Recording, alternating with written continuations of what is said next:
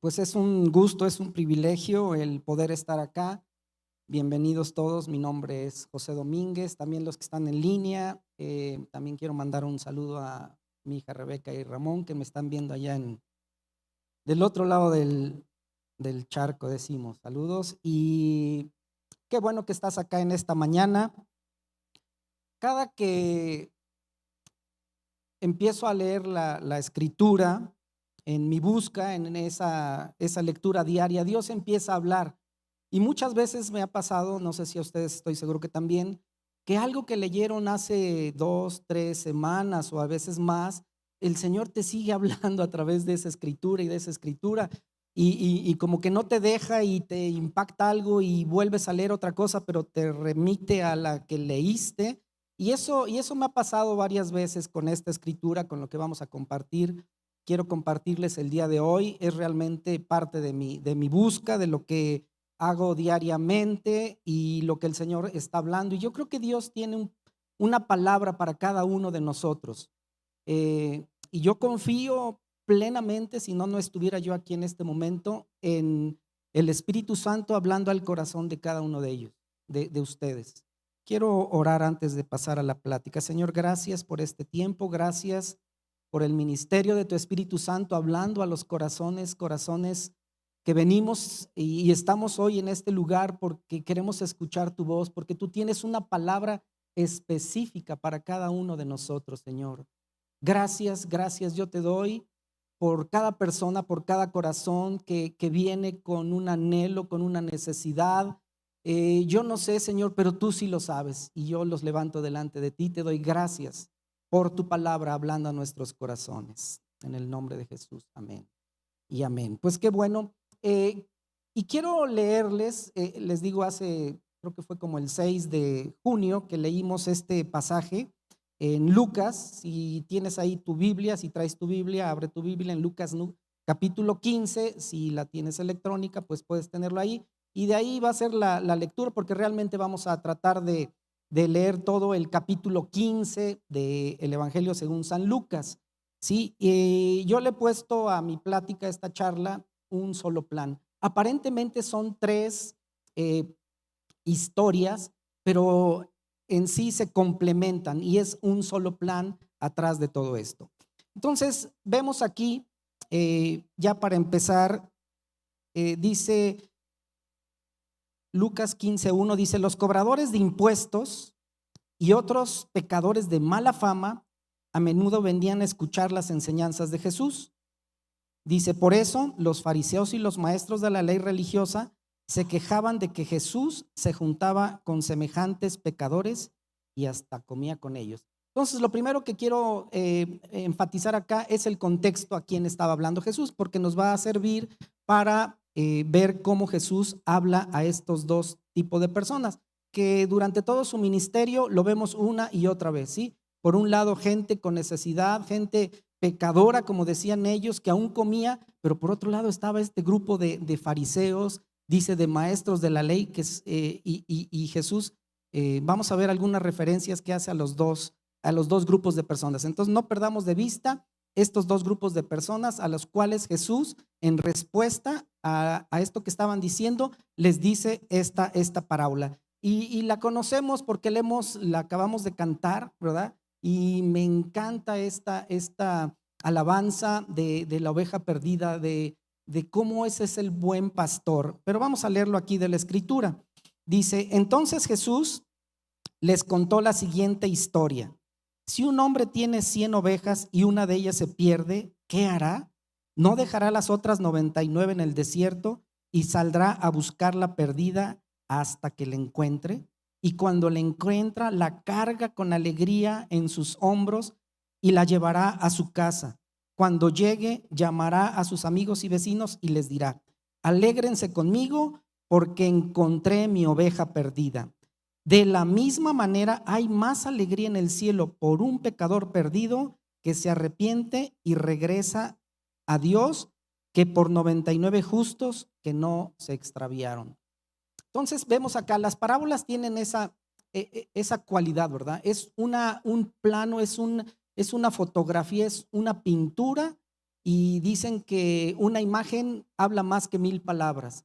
Entonces, a través de estas imágenes, de estas pinturas que Jesús les narra ahí a sus discípulos y a estos hombres pecadores, vemos ahí todos los aspectos, vemos que nos puede decir muchas cosas. Y la semana pasada, Alberto, en la plática acerca del Padre y de nuestra responsabilidad, etcétera, también tocó esta escritura que está en Juan capítulo 10, vemos ahí esta imagen y Jesús revela su corazón y nos dice la escritura, dice, yo soy ese buen pastor. Aquí estamos hablando de un hombre, pero ese hombre es un pastor, pero aquí la escritura misma nos alumbra y nos da idea de quién es ese buen pastor. Y aquí Jesucristo se revela como ese buen pastor. Dice, yo soy el buen pastor. El buen pastor da su vida en sacrificio por las ovejas.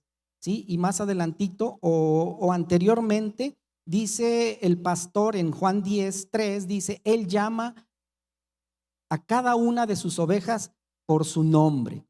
¿Sí? Y vemos aquí que, como en la parábola esta que acabamos de leer, que una sola alma es valiosísima para el Señor, no porque Jesús vino al mundo, ¿sí? Y nos engloba, pero una sola alma, es de lo que nos está hablando la escritura. El pastor dice que dejó los 99 porque al final del día contó y le faltaba una. Y era tan importante esa, ¿sí? Igual acá el Señor dice que nos conoce por nombre, ¿sí? ¿Te has puesto a pensar eso? Jesús conoce tu nombre. Es algo increíble, maravilloso el que el Señor nos conozca por nombre, que somos valiosos. Eso es lo que nos está tratando de decir la escritura. Entonces, esa oveja, el pastor sabe, ¿sí? Primero que es valiosa esa alma, ¿verdad? Es súper, súper valiosa. Y dice que no descansa hasta encontrarla. ¿Sí? ¿Por qué? Porque el pastor sabe perfectamente que la oveja, y de hecho la escritura, creo que está ahí en Isaías, ahí la tienen, dice, nos compara, ¿verdad? El pastor ya conocemos que es Cristo, es el buen pastor, pero la escritura y Dios nos compara como esas ovejas. Y en Isaías 53 dice, todos nosotros nos hemos extraviado como ovejas, hemos dejado los caminos de Dios para seguir los nuestros. Y esa es la condición del ser humano. Esa es la condición y por eso el Señor nos compara con esa iglesia, hace esa, pues, sí, esa comparación. ¿Sí? El ser humano sin Dios estamos totalmente perdidos. La oveja es uno de los animalitos con más carencia de orientación. ¿Sí? Por ejemplo, hemos oído historias de perritos que van y los tiran allá kilómetros de su casa y antes de que llegue el dueño a la casa ya llegaron ellos, ¿verdad? O sea, hemos oído muchísimas. Hay muchos animales que tienen un sentido de orientación, pues son guiados del norte de América y llegan al sur y luego se regresan. O sea, pero la oveja no. Ese es algo que es muy singular en esta historia, que el pastor sabe perfectamente que la oveja es totalmente carente de orientación, es totalmente vulnerable al medio ambiente, que fácilmente puede ser atacada por depredadores. Todo eso lo tiene en mente y así somos nosotros. Somos muy vulnerables, no tenemos la orientación sin Dios. Sí, esa es la condición del corazón humano, del alma humana. Entonces, el pastor sabe que por sí sola no va a regresar esa oveja y dice que la busca y no descansa hasta encontrarla. Y cuando la encuentra, dice que la toma, la abraza, como lo acabamos de cantar, ¿verdad? Lo abraza entre sus brazos, no importando si está sucia, si cayó en alguna zanja, cochina, no importa, ¿verdad? Dice que la toma entre sus brazos y la pone entre sus hombros, ¿sí? La lleva entre sus hombros feliz. Y luego vemos, dice que nos hace la comparación, dice que hay más alegría en el cielo por un pecador perdido que se arrepiente y regresa a Dios que por 99 justos que no se extraviaron. Y esto último lo hace en referencia a los fariseos y todos esos que pensaban que por ser descendientes de Abraham, sí, ya tenían el cielo ganado y no tenían necesidad de arrepentirse. Entonces esto es una clara referencia a ese otro grupo de personas que también estaban siempre viendo al Señor a ver en qué lo tomaban, en qué lo atrapaban porque obviamente hablaba a sus corazones, pero ese corazón de estos hombres no buscaban realmente a Dios, ¿sí? Entonces vemos acá todo esto que está ocurriendo en esta primera parábola. Entonces lo que podemos ver acá y sacar en conclusión, que Dios toma la iniciativa. Dios ha tomado la iniciativa para venir y rescatar. No hay otra escritura, sí, ok, vamos, esta de Lucas 19:10. Pues el Hijo del Hombre vino a buscar y a salvar a los que están perdidos, ¿sí? Dios tomó la iniciativa de venir a este mundo, ¿sí? A rescatar a lo que estaba muerto, lo que estaba perdido, ¿sí? Eso es lo primero que nosotros podemos entender de esta primera historia. Vamos a ver la segunda historia, que es muy similar, pero añade algunas otras verdades bien importantes, ¿sí? Y la conocemos como la moneda perdida. Y dice aquí, voy a leerlo directamente de la escritura, ¿sí? Está en Lucas 15, adelantito. 11 dice, para ilustrar, no, 8, es el 8. O supongamos, ¿sí? Es el versículo 8, o supongamos que una mujer tiene 10 monedas de plata y pierde una. ¿No encenderá una lámpara y barrerá toda la casa y buscará con cuidado hasta que la encuentre? Y cuando la encuentra, llamará a sus amigos y vecinos y les dirá, alégrense conmigo porque encontré mi moneda perdida. De la misma manera, hay alegría en presencia de los ángeles de Dios cuando un solo pecador se arrepiente. Y es interesante la analogía que hace, ¿verdad? De la oveja perdida y del pecador y ahora de la moneda. Pero aquí la moneda perdida, en la de la oveja, obviamente nosotros somos esa oveja, ¿verdad? El buen pastor es Jesucristo. Aquí vemos en la moneda perdida somos nosotros. Y dice aquí que es una moneda de plata.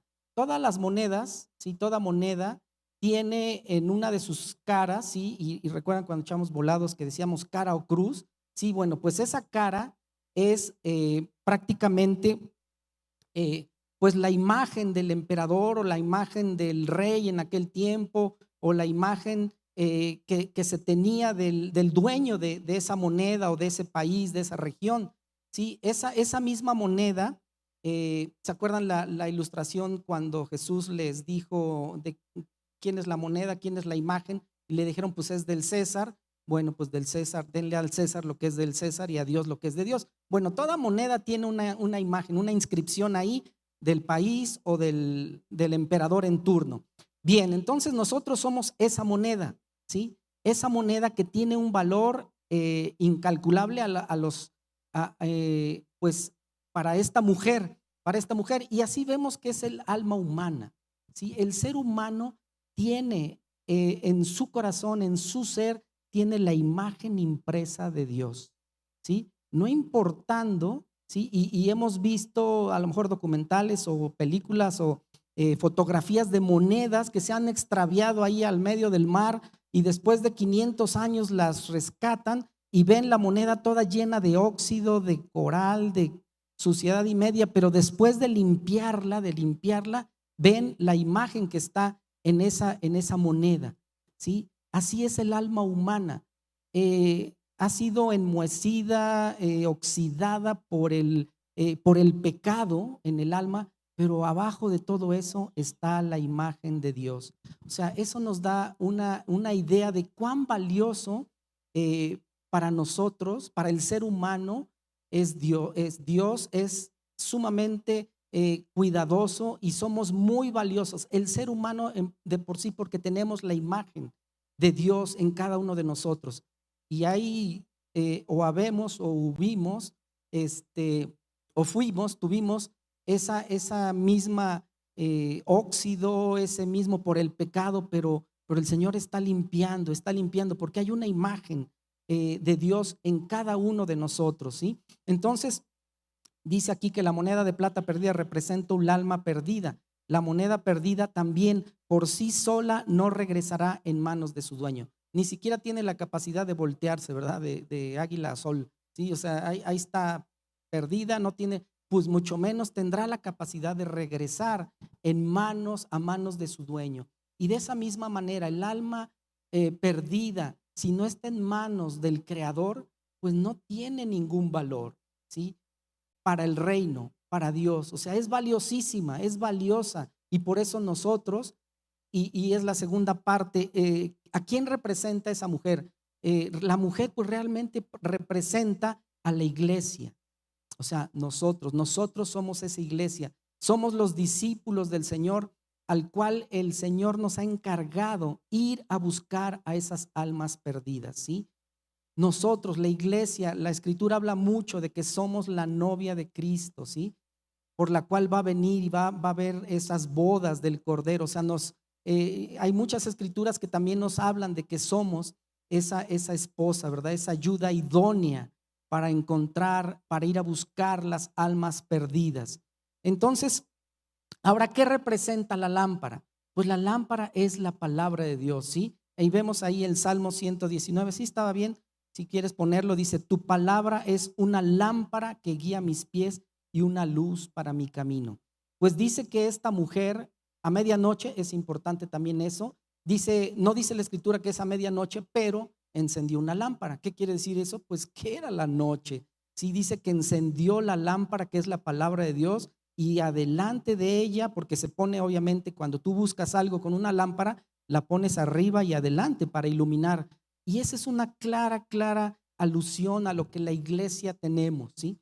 Tenemos la lámpara de Dios, que es la palabra, que es la que va a iluminar a esos lugares, a esos rincones tan oscuros, a buscar a las almas perdidas, ¿sí? Eso a mí me impactó mucho, porque la palabra de Dios ilumina nuestra alma, está iluminando nuestro caminar, nos revela quién es Dios, como en este caso estamos viendo el corazón de Dios revelado a través de su palabra. Y nosotros como iglesia no venimos con nuestras ideas, no venimos con nuestros proyectos, no venimos con nuestra filosofía propia, sino con la palabra de Dios es que iluminamos a todas esas almas que están en obscuridad. No es que estamos viviendo tiempos de obscuridad en el mundo. O sea, nada más, pues ve las noticias, ve lo que pasó la semana y no hay confusión, una confusión tremenda en el mundo. No estamos viviendo tiempos de obscuridad, pero tenemos la palabra de Dios. Tenemos la lámpara que alumbra hasta el rincón más oscuro del alma para poder y alumbrar con la palabra, con lo que dice Dios, con la revelación de quién es Dios para todos aquellos que aún no tienen esa revelación, como nosotros estuvimos en algún tiempo, y Dios iluminó a través de su Espíritu Santo la palabra y ahora podemos tener luz y estamos caminando en esa luz, ¿sí? Entonces, después de que la mujer encontró, ¿sí? Fue a buscar, fue diligente, ¿sí? Y eso nos habla a la iglesia, eso es parte de muy importante como congregación, como Iglesia Paz, que nosotros tenemos. Dios tomó la iniciativa, pero ahora estamos trabajando, eh, trabajando a la par con Él. Somos esa ayuda idónea, ¿sí? Para el Señor ir a buscar esas almas. Y dice, fíjense lo que dice ahí en Lucas 15, 19b, dice, alégrense conmigo porque encontré mi moneda perdida. De la misma manera, hay alegría en presencia de los ángeles de Dios cuando un solo pecador se arrepiente. Y qué alegría cuando nosotros compartimos la palabra y viene y ese familiar, ese amigo, ese vecino, etcétera, reconoce al Señor por el poder del Espíritu Santo, se arrepiente y trae luz. ¿No te da una alegría? O sea, no hay alegría mayor que el ver que una persona empieza a caminar con el Señor. O sea, no hay, yo no conozco otra alegría tan grande de un alma rescatada, ¿sí?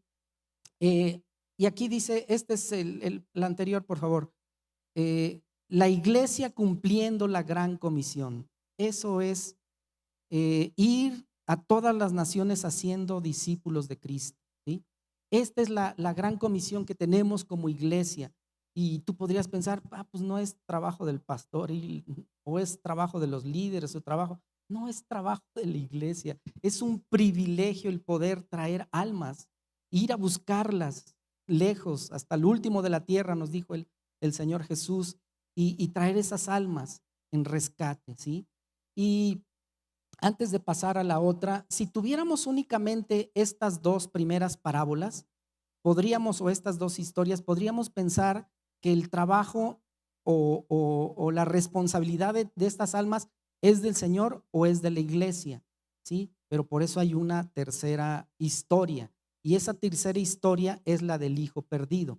Ahora, si únicamente tuviéramos la tercera historia, que es la del hijo perdido, podríamos pensar que es responsabilidad única del ser humano el llegar a los pies de Dios. No, por eso son las tres parábolas, por eso es tres historias, un solo plan. Es el plan de Dios, pues manifestado aquí en Lucas 15, ¿sí? Son estas tres parábolas en conjunto las que nos van a dar una idea del plan global de Dios. Bueno, es medio plan, ahorita vamos a arreglar un poquito esto, aclarar un poco del plan de Dios. Vamos a ver la del hijo perdido, ¿sí? El hijo pródigo le dicen, pero yo tal vez, bueno, todas las Biblias tienen aquí unos subtítulos, ¿verdad? Que obviamente no estuvieron en el principio y simplemente como para, pues, marcar la historia de la oveja perdida, la de la moneda perdida y del hijo pródigo. Esas no estaban originalmente, son pues anotaciones que ha hecho en las traducciones. Pero yo aquí tal vez le podría poner la parábola de los hijos perdidos, ¿sí? Porque vamos a ver al final que los dos necesitaban algo que lo podemos ver en esta. Les voy a leer la escritura. Dice, para ilustrar mejor esta enseñanza, ¿cuál enseñanza? Aquí en Lucas 15, 11, para ilustrar mejor esta enseñanza, ¿cuál es la enseñanza a la cual se estaba refiriendo Jesucristo? Pues necesitamos ir al versículo inmediatamente anterior, ¿sí? De la misma manera, la alegría en presencia de los ángeles de Dios cuando un solo pecador se arrepiente. Esa es la enseñanza que ahorita vamos a ver en el hijo perdido. Dice, Jesús les contó la siguiente historia. Un hombre tenía dos hijos. El hijo menor le dijo al padre, quiero la parte de mi herencia ahora, antes de que mueras. Entonces el padre accedió a dividir sus bienes entre sus dos hijos. Pocos días después, el hijo menor empacó sus pertenencias y se mudó a una tierra distante, donde derrochó todo su dinero en una vida desenfrenada. Al mismo tiempo que se le acabó el dinero, hubo una gran hambruna en todo el país y él comenzó a morirse de hambre. Convenció a un agricultor local de que lo contratara y el hombre lo envió al campo para que diera de comer a sus cerdos. El joven llegó a tener tanta hambre que hasta las algarrobas con las que alimentaban a los cerdos le parecían buenas para comer, pero nadie le daba nada, le dio nada. Qué imagen, ¿verdad? Qué tremendo todo esto que acabamos de leer. Pero dice, cuando finalmente entró en razón, otra versión dice, volvió en sí. Cuando finalmente entró en razón o volvió en sí, ¿sí? Dice, se dijo a sí mismo, en casa hasta los jornaleros tienen comida de sobra, y aquí yo estoy muriéndome de hambre. Volveré a la casa de mi padre y le diré, Padre, he pecado contra el cielo y contra ti. Ya no soy digno de que me llames tu hijo, pero ruego que me contrates como jornalero. Entonces regresó a la casa de su padre, y cuando todavía estaba lejos, su padre lo vio llegar lleno de amor y compasión, ¿sí? Eso yo lo tengo aquí subrayado y todo, ¿verdad? Ese es el corazón del padre al cual se está refiriendo todo esto. Su padre dice lleno de amor y compasión. Dice, corrió hacia su hijo y lo abrazó. O sea, lo vi, puedes imaginarte esta imagen, ¿sí? Viendo de lejos el padre no estaba haciendo otra cosa, sino él sabía que su hijo se había ido en esa dirección y a lo lejos dice que siempre estaba pendiente, y cuando lo vio de lejos no esperó hasta que el hijo viniera, sino dice que corrió a su hijo, lo abrazó y lo besó. Qué imagen, ¿verdad? Nos da la escritura del corazón del padre, ¿sí? No le dijo, bueno, vete a bañar y pues arréglate no. Dice que en ese momento, imagínate cómo habrá estado el hijo, de sucio, maloliente, etcétera, etcétera, en harapos, no sé cómo haya sido, pero podemos imaginar la escena, pero dice que lo abrazó y lo besó, ¿sí? Y su hijo le dijo: Padre, he pecado contra el cielo y contra ti, ya no soy digno de que me llames tu hijo, ¿sí? Entonces, el padre dijo, ¿quieres poner la siguiente, por favor? Sin embargo, su padre le dijo a los sirvientes: rápido, traigan la mejor túnica que hay en la casa y vístanlo, consigan su anillo para su dedo y sandalias para sus pies. Sí, también es muy significativo todo esto. Cuando nosotros realmente volvemos en sí, como dice la Escritura, vemos el camino que habíamos estado tomando y nos arrepentimos, ¿sí? Y hay una confesión, porque aquí lo importante es que el hijo le confesó a su padre y fue suficiente esa confesión: he pecado contra el cielo y contra ti, ya no soy digno de llamarme tu hijo. En ese momento, con esa suficiente confesión, el padre ya no hubo necesidad y no lo recriminó su pasado ni le dijo nada. Absolutamente lo que pasó aquí, dice: rápido, traigan la mejor túnica.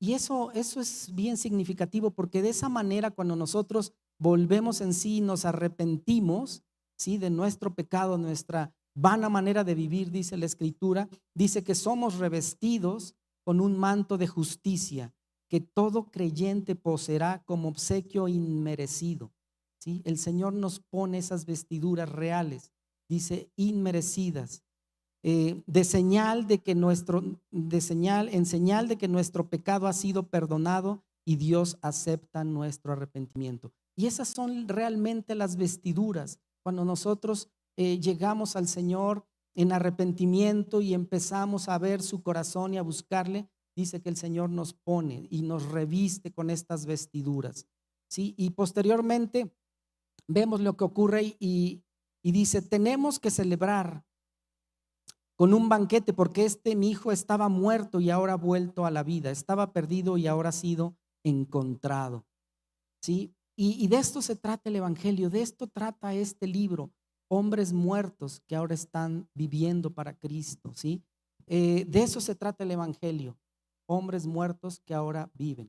Estábamos muertos, lejos de Dios, de las promesas de Dios, de su corazón, pero cuando nosotros llegamos a Él, eh, ahora somos seres vivos, ¿sí? Nuevas criaturas en Dios.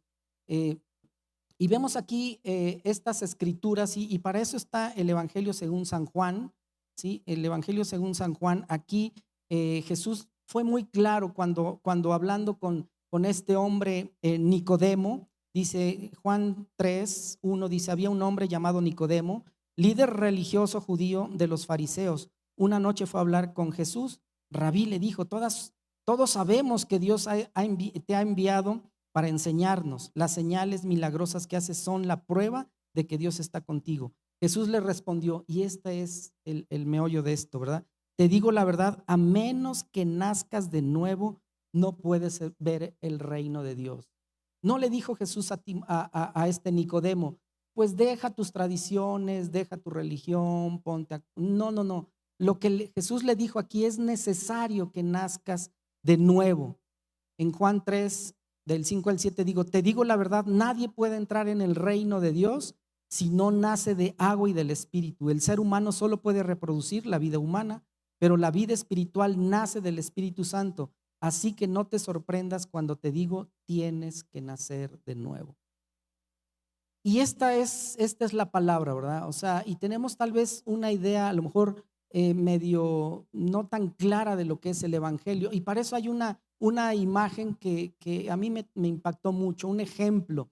Todos hemos visto tal vez la película del Titanic, ¿verdad? Al final de esta película ya el barco se hundió y muchos andan ahí flotando entre el hielo, ¿sí? Y llegan las barcazas estas a rescatar y sacan todavía alguno que otro. Y tal vez pensamos que el Evangelio es ahí a los que están pues ahí a punto de morir, y en el hielo pues los rescatan, y puede ser cierto, sí es bueno esta imagen, ¿verdad? Ahí en medio de la tormenta, en medio de la noche, en medio de las olas, viene y nos echan un salvavidas, y pensamos que ese es el Evangelio. Pero acá lo que yo puedo ver es esto, ¿sí? De esa misma imagen, para que nos quede un poco más claro, esos hombres que ya están muertos ahí en el fondo del mar, totalmente congelados, ¿sí? El Señor viene, los saca y los rescata y dice que sopla aliento de vida sobre ellos. Y eso es el evangelio. Hombres muertos en el fondo del mar, el Señor nos ha rescatado, ha soplado aliento de vida y hemos nacido de nuevo, ¿sí? Y, y esta es la historia que nosotros podemos ver acá, hombres muertos, y ese es el evangelio. De eso se trata esto, a eso vino Jesucristo a la tierra, a rescatar hombres muertos y ahora nos ha dado vida eterna, ¿sí? Y este es el mensaje, está muy cerca de ti, en tus labios y en tu corazón, ¿sí? Y de esto se trata toda la escritura y lo vemos en Romanos 10 y ese mensaje es el mismo mensaje que nosotros predicamos acerca de la fe. Si confiesas con tu boca que Jesús es el Señor y crees en tu corazón que Dios lo levantó de los muertos, serás salvo. Pues es por creer en tu corazón que eres declarado justo a los ojos de Dios y es por confesarlo con tu boca que eres salvo, ¿sí? Cuando nosotros creemos en ese sacrificio sustitutivo de Jesús en la cruz que tomó nuestro pecado porque estábamos muertos, la paga del pecado es muerte, y nosotros creemos que Él lo hizo por gracia, tomó la iniciativa y lo confesamos con nuestra boca, creemos en nuestro corazón, nacemos de nuevo. Y de eso se trata el evangelio. Y ya para terminar, he dejado al hijo mayor al final, ¿sí? El hijo mayor, viviendo en la misma casa del padre, no tenía una relación cercana, no conocía sus afectos y su corazón. Y muchos de nosotros tal vez te puedes identificar y decir, no, pues yo no estaba ni como el hijo perdido, ¿verdad?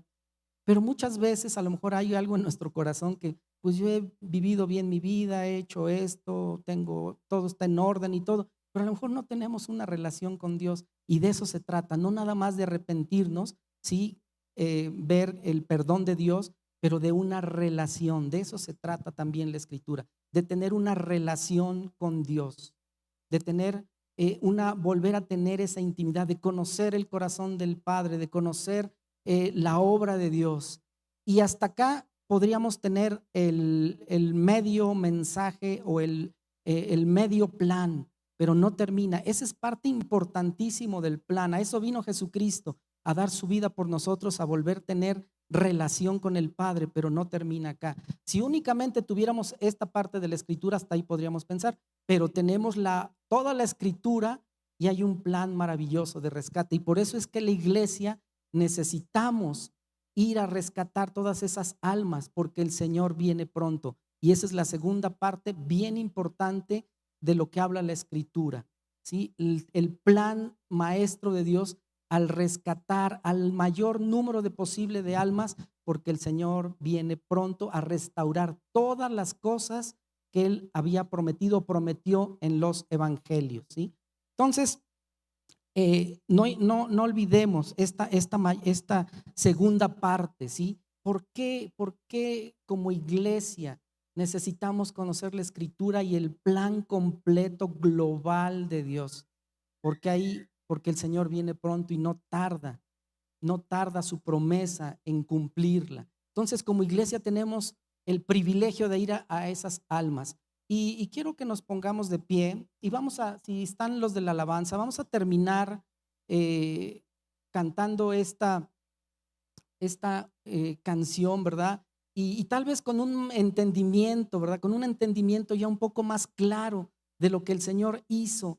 Y ahora somos nuevas criaturas en Dios, ¿sí? Ya no están los de la alabanza, ahí vienen, ok.